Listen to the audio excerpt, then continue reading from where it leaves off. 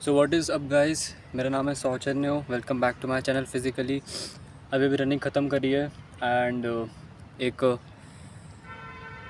मेरे पास बहुत रिक्वेस्ट आई थी। मैंने पहले इस पर एक वीडियो बनाया है, पर लोगों ने कहा था थोड़ा और डिटेल में बताऊं और डिटेल में मैं समझाऊं प्रॉपर कि रनिंग में आप करियर कैसे बना सकते हो 2022 में, शुरू से लेके एंड तक।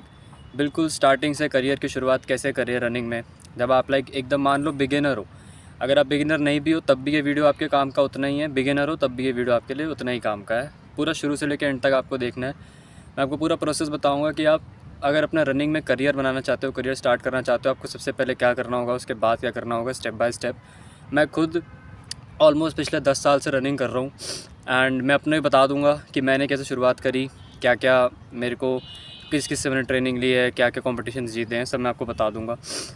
तो आई होप गाइज़ आप लोग सब लोग अच्छे हो।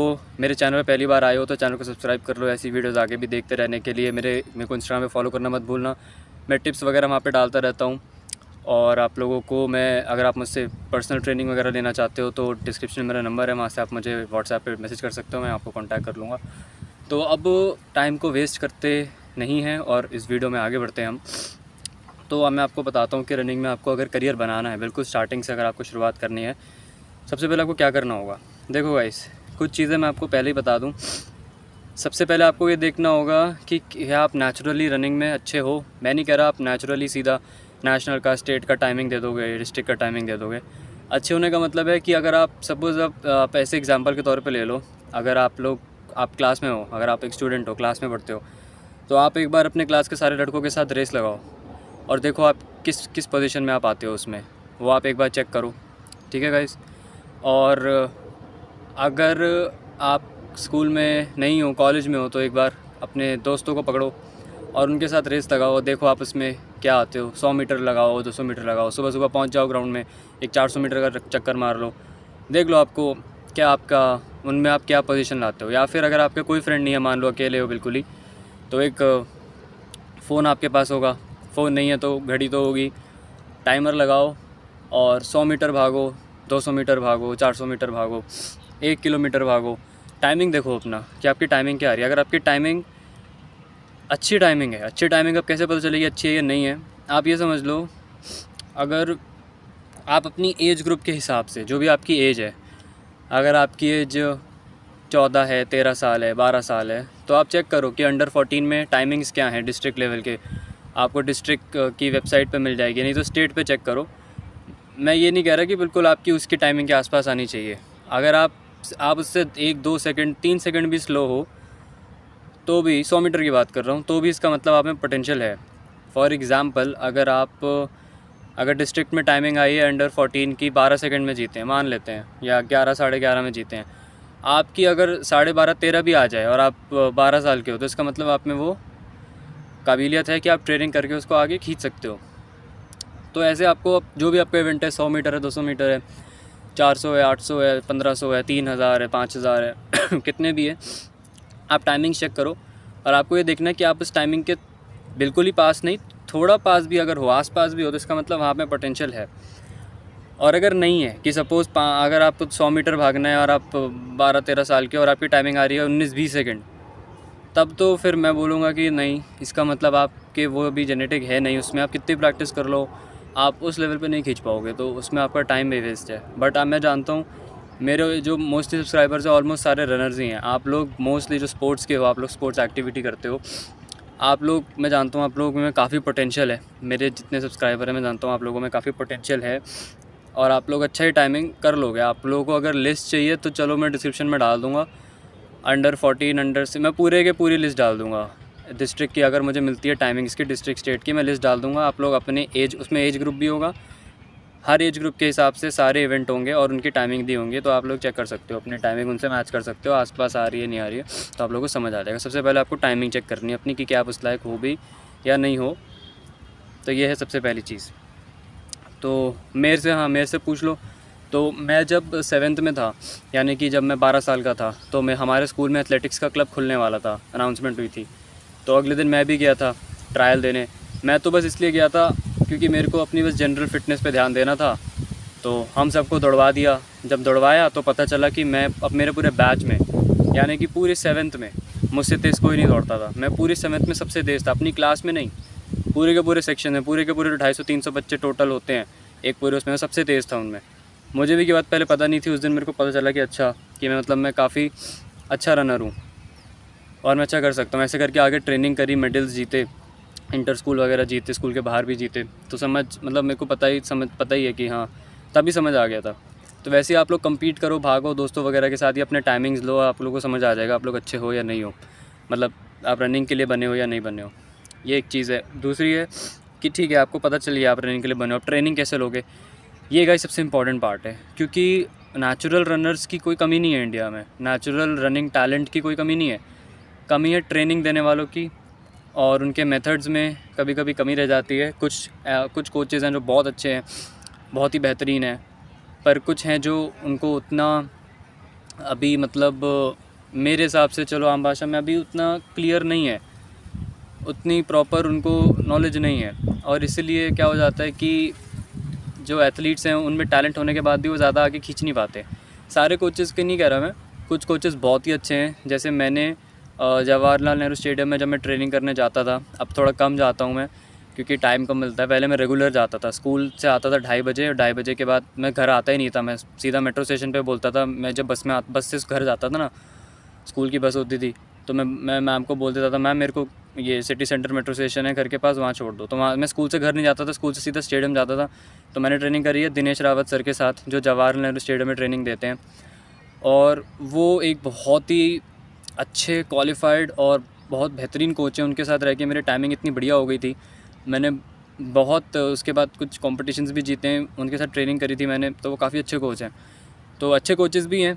देन कुछ कोचेज़ होते हैं कि उनको इतनी प्रॉपर नॉलेज नहीं होती, तो उनके साथ रह के क्या है कि आप में टैलेंट भी है तो वो टैलेंट वेस्ट जाएगा, क्योंकि वो उनको नहीं सब पता होगा कि क्या करवाना है क्या नहीं करवाना है। मैं सबको नहीं कह रहा, मैं किसी एक को नाम लेके नहीं बोल रहा, बट कुछ हैं जो बहुत अच्छे हैं, कुछ हैं जो नहीं है। तो ऐसे में क्या होता है कि एथलीट का जो करियर है वो दाव पे लग जाता है। ऐसे में ये होता है कि एथलीट एक अच्छा पोटेंशियल रखता है, बट उसको प्रॉपर ट्रेनिंग नहीं मिल पाती, तो फिर वो उतना बेटर नहीं कर पाता है। तो ये एक चीज़ है। तो आपको अपना कोच जो है बहुत ध्यान से चूज़ करना है, एंड आपको देखना है कि क्या कोच के पास कोई सर्टिफाइड डिग्री है, क्या एक्सपीरियंस है। आप लोग मुझसे अगर ऑनलाइन ट्रेनिंग लेना चाहते हो गाइस, मैंने डिप्लोमा करा है, मैंने सर्टिफिकेट भी एक अचीव किया है from US army medical centre of excellence. Online course था, मैंने करा है। उसके साथ रनिंग एक्सपीरियंस की तो बात है ही नहीं, आप लोग जानते हो मैंने अच्छे खासे कॉम्पिटिशन्स जीते हैं, अलग अलग लेवल्स पे जीते हैं। तो अगर आप लोग मुझसे ट्रेनिंग लेना चाहते हो, डिस्क्रिप्शन में मेरा नंबर है, आप लोग मुझे कॉन्टैक्ट कर सकते हो। मैं आप लोग को ऑनलाइन आपकी एज, हाइट, वेट के हिसाब से डाइट चार्ट, रनिंग चार्ट सब कुछ बना के भेज सकता हूँ। 999 मेरे चार्जेज़ हैं। एंड इतने चार्जेज़, हाँ कुछ कभी मेरे पास ये भी आता है, कुछ लोग डीएम करते हैं सर आपके चार्जेज़ ज़्यादा हैं। आपको पता है रावत सर के कितने चार्जेज़ हैं? वेल, मैं चलो ऐसे डिस्क्लोज़ नहीं कर सकता। आप लोग कभी स्टेडियम जाओगे, अगर जवाहरलाल नेहरू स्टेडियम, आप एक बार पूछना उनके कितने चार्जेज़ हैं। ऑफ़ कोर्स मैं उनके जितना भी क्वालिफाइड या उनके जितना अभी मैंने अचीव नहीं करा है रनिंग में, वो इंटरनेशनल खेले हुए हैं, तो उस हिसाब से जितना चार्ज करते हैं लोग पूछना। मैं मेरे लेवल पे ज़्यादा चार्ज नहीं कर रहा हूँ, ऑनेस्टली बता रहा हूँ। आप किसी भी कोच के पास जाओ, इससे कम में कोई आपको ट्रेनिंग नहीं देगा, एटलीस्ट एक अच्छा कोच तो नहीं दे सकेगा। तो जो भी है, ये एक चीज़ है। तो आप लोग को अगर पैसे इन्वेस्ट करने आपको करने पड़ेंगे, अपनी ट्रेनिंग में करने पड़ेंगे, आप लोग को अच्छा कोच हायर करना पड़ेगा, तभी आपको प्रॉपर ट्रेनिंग मिल पाएगी। क्योंकि अगर आपके पास कितना भी टैलेंट हो, प्रॉपर ट्रेनिंग आपको देने वाला कोई नहीं है, तो फिर आप उस टैलेंट का कुछ ज़्यादा नहीं कर पाओगे, क्योंकि कोच चाहिए ही चाहिए। बिना कोच के हो सकता है आप डिस्ट्रिक्ट में फॉर्म भर सकते हो बिना कोच के, ऐसे नहीं है कि आपको बिना कोच के आप डिस्ट्रिक्ट में पार्टिसिपेट नहीं कर सकते हो, बट उसमें जो मुश्किलें आएंगी वो बहुत आती हैं। क्योंकि ये होती हैं कि आप लोगों को सबसे पहले ये पता नहीं चलता कंपटीशन कब है। कोच जो है उनके पास जानकारी रहती है कंपटीशंस की, क्योंकि वो आगे बात करते रहते हैं एसोसिएशन से। आप लोगों को ये नहीं पता चल पाएगा कंपटीशन कब है, आप लोगों को कोई रिप्लाई भी नहीं करेगा ज़्यादा एसोसिएशन में। यूजुअली वो लोग रिप्लाई नहीं करते, उनके नंबर मिल जाते हैं बट वो रिप्लाई नहीं करते, तो आप लोगों को इन्फॉर्मेशन नहीं मिल पाएगी कि कंपटीशन कहाँ है, कब है। तो कोच अगर आपके पास है तो ये सब टेंशन आपके दिमाग से हट जाएगा, तो आपके कोच को इन्फॉर्मेशन रहेगी, आपको बस ट्रेनिंग पे ध्यान देना होगा। तो ये तो है दूसरी चीज़। उसके बाद है गाइज़, जो कुछ बेसिक चीज़ें आ जाती हैं कि रनिंग में आपको अपनी डाइट पे ध्यान देना है। आप लोग जंक फूड वगैरह नहीं खा सकते। अगर आप लोग बाहर के खाने के आदी हो, नशा वगैरह करते हो, सिगरेट पीते हो, दारू पीते हो, तो रनिंग में आने को कोई फ़ायदा नहीं। अपना टाइम वेस्ट करोगे, अपने फैमिली वालों के पैसे भी बर्बाद करोगे। तो अगर आप ये सब करते हो तो रनिंग में आने का कोई फ़ायदा नहीं है। उसके बाद अगर आपको रनिंग में करियर बनाना है तो आप लोगों को बेसिकली ये काफ़ी डिसिप्लिन लाइफस्टाइल जीना पड़ेगा आपको। दिन में 8 घंटे सोना पड़ेगा कम से कम। आप लोगों को टाइम पे दिन में 4 से 5 बार खाना खाना पड़ेगा, वो भी एक बैलेंस डाइट जिसे कहते हैं। हरी सब्जियाँ, दाल, चावल, रोटी, मतलब घर का खाना। बाहर का खाना आप खा नहीं सकते हो। उल्टी सीधी उटपटांग चीज़ें, नशा वगैरह तो भूल जाओ, वो तो भूल ही जाओ, वो तो बाहर है। तो ये सब आप लोग नहीं कर सकते हो।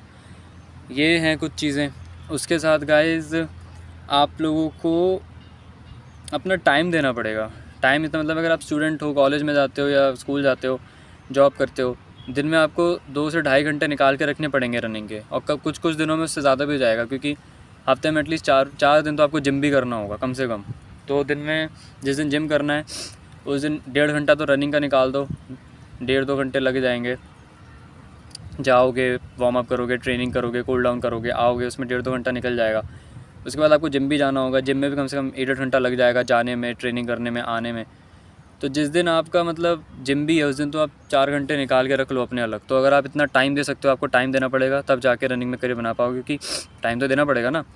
मैं ये तो नहीं बोल सकता ना कि हाँ आप दिन में बस 1 घंटा रनिंग करो और हो गया। अब जो लोग नेशनल लेवल पे ट्रेनिंग करते हैं वो दिन में 2-2 ढाई घंटे रनिंग करते हैं, फिर 1-1.5 घंटा जिम होता है उनका, तो वो करनी पड़ती है। वो रिक्वायरमेंट है, ये रिक्वायरमेंट है। ये नहीं है कि करो तो भी ठीक, नहीं करो तो भी ठीक, ऐसा कुछ नहीं है। ये रिक्वायरमेंट है, करना पड़ेगा। इतना टाइम आपको देना पड़ेगा। अगर इतना टाइम आप दे सकते हो तो आप आओ, वरना मुश्किल हो जाएगा। कुछ लोग बोलेंगे हाँ सर हम थोड़ा कम सो लेंगे, कोई फ़ायदा नहीं है। 6 घंटे सो के बॉडी रिकवर नहीं करेगी। 4 घंटे की ट्रेनिंग करने के बाद आप 6 घंटे सो गया, आपको सोच के देखो 4 घंटे ट्रेनिंग और 6 घंटे की नींद, आपको लगता है आपकी बॉडी रिकवर करेगी? भाई कम से कम 8 घंटे की नींद चाहिए, कम से कम। उससे ज़्यादा चलेगा, 9 घंटे 9.5 घंटे चलेगा, उससे कम नहीं चलेगा। तो 8 घंटे से कम नहीं चलेगा। तो ये चीज़ें आपको ध्यान में रखनी है। आपको टाइम देना पड़ेगा रनिंग में अगर आप करियर बनाना चाहते हो। ये कुछ बेसिक फंडामेंटल चीज़ें हैं। अभी मैं बहुत डिटेल में नहीं जा रहा, एक और वीडियो थोड़ा और डिटेल में खींचूंगा, क्योंकि वीडियो पहले 12 मिनट का हो गया है। अभी मैं बिल्कुल फंडामेंटल मतलब जो सबसे ज़रूरी है। सबसे पहले जो मैंने सबसे पहली चीज़ कही थी कि आपको पता लगाना है कि आप रनिंग के लिए बने भी हो या नहीं, पहली चीज़। दूसरी, आपको एक अच्छा कोच ढूंढना है जो आपको कंपटीशन की जानकारी रखे, आपको प्रॉपर ट्रेनिंग दे, दूसरी चीज़। तीसरी, टाइम से खाना पड़ेगा, टाइम से सोना पड़ेगा। खाने की बात जब कर रहे हैं तो हेल्दी खाना है, सोने की बात कर रहे हैं तो 8 घंटे सोना है। उसके बाद आपको ध्यान में रखना है कि आप लोग कोई नशा वगैरह तो नहीं करते हो तो कोई मत आना इस रनिंग के प्लेटफॉर्म में, मत घुसना आप लोग। रनिंग बिज़नेस आपके लिए नहीं है। फिर running business in the sense ये लाइक फ्रेज़ है, आप वो बिज़नेस मत समझना। रनिंग मतलब इस रनिंग से दूर रहना। आप रनिंग में करियर रहने की मत सोचो अगर नशा वगैरह करते हो तो ये कुछ चीज़ें हैं गाइस।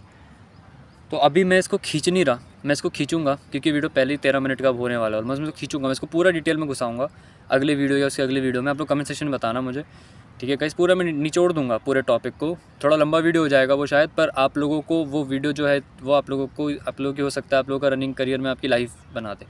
जितना मुझे पिछले 10 साल में एक्सपीरियंस हुआ है, और मैं अभी भी यंग हूँ। मैं 12 साल की उम्र में स्टार्ट करा था, अब मैं 21 का हूँ, अगले साल 22 का हो जाऊँगा।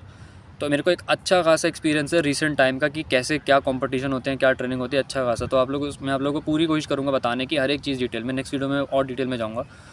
तो आप लोग मेरे से बस जुड़े रहें, मेरे को सब्सक्राइब कर लें, इंस्टा में फॉलो कर लें, ताकि आप लोगों को मैं सारी इन्फॉर्मेशन वो दे सकूँ एंड आप लोग उसका पूरा फ़ायदा उठा सकूँ। तो आज के लिए बस इतना ही गाइज़। एक बार फिर मिलेंगे किसी नेक्स्ट वीडियो में। मैंने जो भी बातें कही हैं इनको फिर से वीडियो को दोबारा देख के लिख लेना एक नोटबुक में, ताकि आप लोग को ध्यान रहे।